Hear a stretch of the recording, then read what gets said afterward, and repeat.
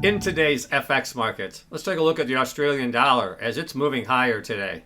Australian dollar trading up over 1.5% currently, priced at the 0.648, which is the top end of today's range. And again, negating some selling pressure from yesterday to trade back up towards the top end of the recent range. We're at a 1-week high, also towards the top end of the 6-month range.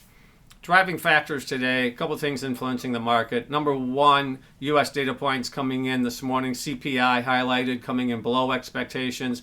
That created some selling pressure on the dollar and certainly helped benefit most of the major FX futures markets, with the Australian dollar showing the most relative strength. Couple that with the trade negotiations continuing to work their way through the market. I think the perception is that that region over there with Australia in that Far East region is going to benefit from some of the negotiations as they continue to unfold. And I think that's another factor contributing to why we're seeing the Australian dollar outpace most of the other major FX futures markets today. Now, when you look at the price action with today's higher levels in the Australian dollar, we're trading back up towards a 5 trading session high or a 1-week high, and we're just shy of those highs that we put in about a week and a half ago, which also correspond with the highest levels going back over the last 6 months. So we're holding the top end of the range here today with this bounce back in the Australian dollar. Also, most of the major FX futures markets are higher on the session today.